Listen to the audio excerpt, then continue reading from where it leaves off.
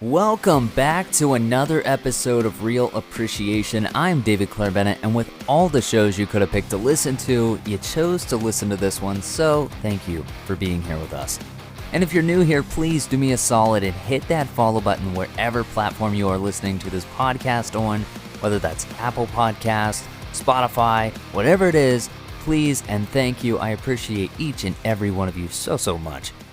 So today we've got the brother of the late, great Chris Farley on the show. That's right, we've got Kevin Farley on this episode of Real Appreciation. And you may have seen Kevin in movies and TV shows like Joe Dirt, Tommy Boy, Drake and Josh, It's Always Sunny in Philadelphia, and so much more. He's been spending the last few years doing stand-up comedy worldwide, and he is just a wonderful human being who truly cares about mental health and gratitude as well as appreciation. And hey, that's why we're all here deep down. So get tickets to see Kevin Farley live doing stand-up from his website at kevinfarleyofficial.com. And without further ado, please enjoy this week's episode of Real Appreciation with the legendary Kevin Farley. Welcome to the Real Appreciation Podcast. Today I have with me a guest whose life and career could be a movie. He is a stand-up comedian, an actor who's been in films such as Joe Dirt and Tommy Boy. And speaking of Tommy Boy, he is the brother of the late, great Chris Farley. And recently he's been crushing it out there on his stand-up comedy tour. So please welcome to the show, my guest, Kevin Farley. Hello, David. How are you? Good. How are you doing, Kevin? Today, pretty good. Some days are good, some days are bad. Today, I feel good. Good. Good is what we want to hear. And I cannot thank you enough for taking the time out of your busy day to do this. It's my pleasure. It's not such a busy day. No, just kidding. Yeah, no, appreciate it. No, thanks for having me out. You and I actually have something surprising in common. Both of us have had technically starred in a movie alongside Academy Award nominee Eric Roberts. Ah, yeah, Eric. Yeah, no, he was in a movie I directed called Paranormal Activity and Paranormal something. Paranormal movie. Paranormal movie. I forgot already. No, it was funny. He was very funny. Eric's great. One of the best people I've ever worked with. Yeah, no, he was great. A lot of fun. Very nice guy. Yeah, he's a very good actor too, It was nice to be in the presence of someone that's, really got his craft, down. He's been around also. He knows the ins and outs of the business. So a lot of people watching this probably know this, but in the case that they don't, your brother Chris Farley was one of the most talented people of all time. And I've got to ask you, what was it like growing up with Chris? Yeah, I mean, I know a lot of different sides to Chris rather than I guess the public does. So yeah, I mean, I remember him just being kind of in a shy way a lot, But he was always trying to make people laugh, and that was what I enjoyed about and I miss about him. We would hang out and it would be one laugh after another, But being brothers, we were very close, so we were pretty competitive also in sports and that kind of thing, mainly in sports. Did he inspire you to get into acting? Yeah, I did. I was selling asphalt with my dad's business. And he went down to Second City, and I didn't want to sell asphalt anymore, So I went down to Second City and started doing classes. And then he got Saturday Night Live and left, and I just remained in Chicago and doing classes and touring and that kind of thing. So he was the one. When I first went down to Second City, I thought, wow, this is a cool thing to do. And it seemed like something like regular people could get into. I didn't have to be a super thespian, so it appealed to me. And so, yeah, he got me into it. Yeah, for sure. You had one of those blink and you miss it kind of cameos in Tommy Boy during the wedding scene with your brother. How did that opportunity come about for you? That was the first movie I think Chris ever did, and certainly the first lead. maybe Wayne's World's first, but I just asked him, "Can I be in a movie?" And we had a couple of scenes that were cut out. That's the way it goes sometimes. But it was my first, definitely my first movie, and so I wasn't going to get any really big part, so it was nice to just be on set, see how it all ran. Well, you're also more than just an actor. You are a phenomenal stand-up comedian who's been performing for a while now, all over. What's your stand-up comedy origin story? Like, what inspired you to do this? I was living in Los Angeles at the time, and um, I just wanted something extra to do. I used to do improv a lot. Mhm. And then the problem with improv is you have to get like five guys together, and it's really hard with everybody's schedule because nobody makes any money. So you got to do it kind of like a pickup basketball game. Some people make it and some people don't, you know. And so I still have that urge to perform, and I really love to perform. So I went up to the comedy store in LA, and I asked Paulie Shore, who I'm pretty good friends with, can I just go up on stage? He said, "Yeah, just come in Sundays, Mondays when everybody else does." I'm like, "Thanks, Paulie." So I started going up there Saturdays and Mondays, Sundays and Mondays, maybe. Yeah. And, with stand up, you just got to go on, and, you can't, there's no shortcuts. You write a joke and you try it out on stage. And so you just keep doing that and keep doing that. And that's what I did. And I've been doing that, I guess, around 12, 13, maybe 13 years now, you know. Wow. Wow. Yeah, long time. 2010, maybe, something like that. We'll get back to your stand-up career in a bit, though. But a few weeks ago, I had interviewed on this show Jonathan Goldstein, also known as the dad from the hit Nickelodeon series Drake and Josh.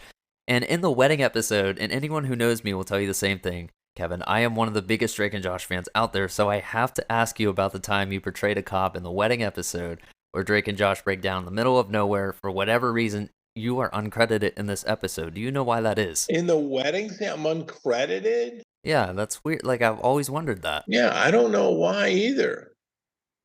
Sometimes you just forget to put it on, I guess. But yeah, that's weird because I know I did Drake and Josh a bunch, maybe a couple times. I mean, I was always during those years, I did a lot of kid shows and this and that. And I played a lot of cops. So I probably was a cop. I don't know. That's weird. Talk to me about what Together was in your experience portraying a parody of boy bands. Together was a project started by MTV, and it was the height of the boy band era. And they put together kind of a fake boy band like the Monkees, and they had different types that they had, which is the older brother type, the good-looking guy, the younger brother, the dewy-eyed youngster, and the heartthrob. And so all these archetypes, they wanted to find a guy that fit each one of them, and I fit the older brother type because I was 36 years old when I was in a boy band. So then they put that together, and we had a movie that we shot up in Vancouver, and it went really well, and we started a sitcom. And during the sitcom, we had like one song that we would dance to and this and that, and we toured a little bit too. But they're all really funny songs done by really good producers and writers. One of the songs that we had is "I Know My Calculus." It says "You plus me equals us," which is our biggest hit. And the other big hit was "The hardest part of breaking up is getting back your stuff," which is true. Which is true. And then, yeah, we had all kinds of hits on there. It went well. And then Unfortunately, Michael Cuccione, who played the younger type, he passed away, you know, at 16. So it was devastating, and that's kind of where it all ended after that. So it was very sad. In 2001, you and David Spade share the spotlight in Joe Dirt. Talk to me about any memories you have working with David. Well, David's been a friend for many years, since I guess I don't know, a long time. I've played a lot of golf with him. I opened for David for years, on the road. And he did Joe Dirt. I think it was in one and two. And so, Dave's Dave. He's pretty much how you see him on TV. He's fun to hang out with because he's very funny. He's hysterical. So working with him is just he's very easygoing on set. He's not like a real hard guy on set. He's pretty easygoing, and he loves to do funny stuff. So he was always open to ideas and this and that. So I've known him for so long, and I've worked with him on many occasions, and so it's just like working with your buddy. He's always been one of those dream guests on this podcast. Maybe one day he'll say yes. Well, I think there's something special, poetic even, about seeing you share the screen with David, especially given all David and Chris's history. Right. A lot of people say that. Yeah, but I'm not the same kind of comedy as Chris. And I mean, when I do stand up, everybody's like, well, do Van Down by the River or something like that. No, I'm more of a very low key kind of guy, not as bombastic. But yeah, I think people would like to see he and I out there doing stuff. It kind of brought back memories for a lot of people. I've got a question from one of our listeners in the United Kingdom, so shout out to the UK, and they ask, what is something about Chris Farley that people might not know but should? He was very good at sports like football and everything, but he was also just shy, which I don't think people really knew. He was more of an introvert more than people really probably knew, and a deeper thinker, but then I think he came across on television. As we wind down here, I wanted to talk to you about gratitude and appreciation, which is something extremely important to me, as well as mental health. And when I wake up and before I go to bed, I always say 3 things that I'm grateful for. So, Kevin, with that being said, what are 3 things that you are grateful for? Well, that is true. I think gratefulness is something that whenever I'm in complaining or in a real foul mood or angry, it really is a cure for anger. And then I usually write them down, because then I can see them and this and that. But having whenever I'm angry, it means I'm not grateful. So, and I think the biggest thing is my faith, because I'm a Catholic, and my parents instilled a real faith in the family, and I try to be a good Catholic. I try to go to mass. I try to obey the all the catechism of the church. So I would say I'm very grateful for that. I'm very grateful for my health, and I'm very grateful for my family, my wife, and my stepchild. They mean a lot to me. And so those kinds of things, I would say my faith and my family, and then my health, those things I'm very grateful for. And, being in a job I really like. So I think those are the main ones. I always have to remind myself. Yeah. That's amazing. Those are amazing things. And it's a great point you brought up about journaling. That is one of the best things you can do for your mental health. I absolutely think so. Write down what you're grateful for. We forget so easily, because life doesn't have to be the way it is right now. It always changes. And if it's going well right now, it might turn. But if it's going really bad, it'll turn too. So you have to write down what you're grateful for, because you also have a different perception on where you at right now, and your perception will change, and it could be false. It's very false, most of the time. I'm curious, how does your stand-up comedy differ from your work in film and television? Oh, I just finished a movie called Pickleball, which will be out this year, and it was nice to get on that, and just do some acting. I really enjoy acting, um, because it's something that's slower paced, and being in front of an audience can be a little tricky, and that's sort of a calmer atmosphere where you can really sort of relax and be very creative during that time, and then stand up, you got to bring it, so they're very different. Well, this was a lot of fun, man. So where can people find you? My Instagram is Farley Farm, and I think that's my Facebook too. And then my Twitter is I'm Kevin Farley, and my website is Kevin Farley Official. So all those different things. My YouTube is Kev Farrell, so shout out to my YouTube. I have a lot of stuff like that. Shout out to his YouTube. Please give Kevin a follow. I will link his socials in the description below. And be sure not to miss Kevin Farley performing stand-up live and in person. Tickets are available now on his website at kevinfarleyofficial.com. I'm David Clair-Bennett. He is Kevin Farley. Thank you all for listening to Real Appreciation. Until next time, love yourself, protect your mental health, and remember that you matter. I will see you next week on an all-new episode of Real Appreciation. Thank you again, Kevin. Thank you, David. Man, I really hope you liked our episode. That was so much fun. I mean, he nailed it when he talked about how important gratitude is in your everyday life for your mental health. I really loved when he talked about journaling, man. It really is one of the most important things you can do for your body, for your mind, for your spirit. What a great conversation. And an amazing human being as well. Hey, I'm on Twitter at David Clair-B. Kevin is on Instagram at Kev Farrells. That's spelled Kevfarls. Please send a screenshot and tag us both so we know that you're listening to the show.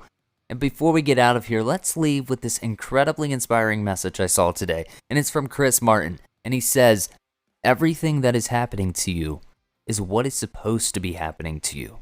So just go ahead and relax. Simple, but truthful. And I love it. Please follow Real Appreciation on Apple Podcasts and Spotify, and please go ahead and subscribe to the YouTube channel.